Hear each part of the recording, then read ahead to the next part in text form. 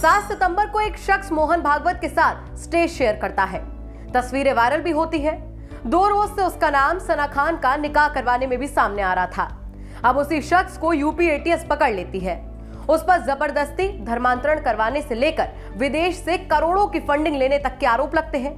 देखते ही देखते आज ये खबर इतनी बड़ी हो गई है कि मेन स्ट्रीम मीडिया में सबसे बड़ा मुद्दा बन गया है। हम जानेंगे आखिर कौन है शख्स जिसके पकड़े जाने पर हड़कंप मचा हुआ है। नमस्कार, आप देख रहे हैं डेली बज़ इंडिया। हम बात कर रहे हैं प्रसिद्ध इस्लामिक विद्वान मौलाना कलीम सिद्दीकी की, जिसे यूपी एटीएस ने धर्मांतरण मामले में गिरफ्तार किया है। मौलाना सिद्दीकी ग्लोबल पीस सेंटर के अध्यक्ष हैं और जमीयते वलीउल्लाह के भी अध्यक्ष हैं। फिलहाल मौलाना इसलिए चर्चा का विषय बने हुए हैं क्योंकि उनकी हुई है गिरफ्तारी। साथ ही उन पर लगे हैं आरोप कि वो जबरन धन परिवर्तन करवाते थे। आइए जानते हैं कि आखिर क्या है पूरा मामला। हुआ ये था कि उत्तर प्रदेश में 20 जून को अवैध धर्मांतरण गिरोह संचालित करने वाले लोगों की गिरफ्तारी हुई थी। इस संबंध में मुकदमा भी दर्ज किया गया था। इस मामले में बात सामने आई कि उमर गौतम और उसके साथियों को ब्रिटिश आधारित किसी संस्था से लगभग 57 करोड़ की फंडिंग की गई थी। तब उस वक्त इसके खर्चे का ब्यौरा अभियुक्त नहीं दे पाए थे। आपको यहाँ बताते चले कि जानकारी एडीजी प्रशांत कुमार ने दी है। अब हुआ ये कि 22 सितंबर को कुल 11 लोगों की गिरफ्तारी हुई, जिनमें से 6 के खिलाफ विभिन्न तिथियों में चार्जशीट दाखिल की जा चुकी है। बाकी 4 लोगों के खिलाफ जांच चल रही है। इसी जांच में मौलाना कलीम सिद्दीकी का नाम जब से सामने आया है, हड़कंप मचा हुआ है। यहाँ तक कि मौलाना के समर्थकों ने रात में ही मेरठ लिसाड़ी गेट थाने पर हंगामा भी किया था। खैर, फिलहाल हम जांच की बात करेंगे और आपको बता दें कि जांच में कुछ तथ्य भी सामने आए हैं, जिनमें इस बात का जिक्र है कि मौलाना कलीम सिद्दीकी अवैध धर्मांतरण के कार्य में लिप्त हैं और विभिन्न प्रकार की शैक्षणिक, सामाजिक, धार्मिक संस्थाओं की आड़ में ये देशव्यापी स्तर पर किया जा रहा है। इतना ही नहीं, इस काम के लिए उसे विदेशों से फंडिंग भी मिली है। मौलाना के अकाउंट में 1.5 करोड़ रुपए भी आए थे। कुल मिलाकर एक सुनियोजित तरीके से और संगठनात्मक रूप से इस काम को अंजाम दिया जा रहा है। जो तथ्य सामने आए हैं उसके अनुसार इसे भारत का सबसे बड़ा धर्मांतरण सिंडिकेट बताया जा रहा है। इसमें इस बात का भी जिक्र है कि न सिर्फ धर्मांतरण करवाया जाता है, बल्कि गैर मुस्लिमों को गुमराह करके और डरा धमकाकर उनके धन परिवर्तन भी कराए जाते हैं। आपको यहाँ बताते चले कि मौलाना कलीम सिद्दीकी की गतिविधियां संदिग्ध थीं। इसकी जानकारी सुरक्षा एजेंसियों को पहले से ही थी।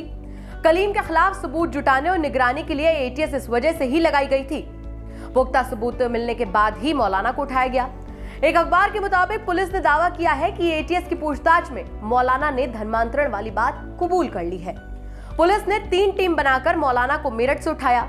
आपको यह भी बताते चले कि एटीएस के पास मौलाना कलीम से जुड़ी कई दस्तावेज और रिकॉर्डिंग्स भी हैं, जिन्हें सामने रखते ही मौलाना ने कहा कि गलती हो गई।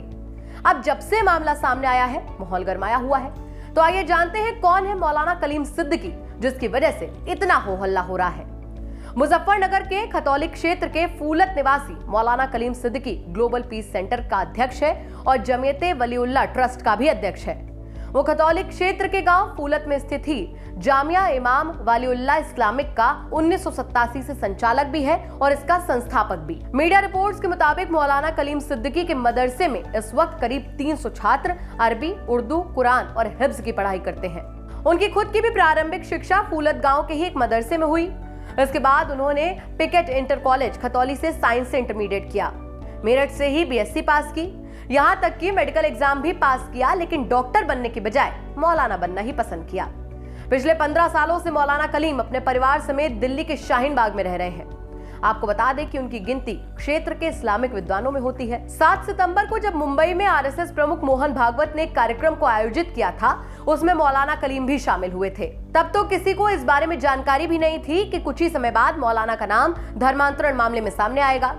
इधर मौलाना का नाम तब लाइमलाइट में आया जब पूर्व अभिनेत्री सना खान के निकाह के बारे में पता चला कि उस निकाह को भी मौलाना के द्वारा ही करवाया गया था। आपको याद ही होगा कि जब पूर्व अभिनेत्री ने अपने फिल्मी करियर को छोड़ एक मौलाना से निकाह कर इस्लामिक कल्चर से जीवन व्यतीत करने का फैसला किया था, तो एक काफी चर्चा का विषय बना था। कुल मिलाकर फिलहाल जो स्थिति है उससे हम आपको रूबरू करवा चुके हैं। अब जैसे ही मौलाना की गिरफ्तारी हुई, कुछ लोग इसे बीजेपी का स्टंट बता रहे हैं। सोशल मीडिया पर भी एक तबका इसका विरोध कर रहा है, जबकि आम आदमी पार्टी के अमानतुल्लाह खान ने ट्वीट करके अपनी नाराजगी जताते हुए लिखा है, उत्तर प्रदेश में चुनाव से पहले अब मशहूर इस्लामिक स्कॉलर मौलाना कलीम सिद्दीकी साहब को गिरफ्तार किया गया है। मुसलमानों पर अत्याचार बढ़ता जा रहा है। इन मुद्दों पर सेकुलर पार्टियों की खामोशी भाजपा को और मजबूती दे रही है। यूपी चुनाव जीतने के लिए बीजेपी आखिर और कितना गिरेगी? इस तरह से फिलहाल यही चल रहा है। अब आगे क्या होता है देखना दिलचस्प होगा। इसी तरह की अन्य खबरों के लिए बने रहिए डेली बज इंडिया के साथ। नमस्कार।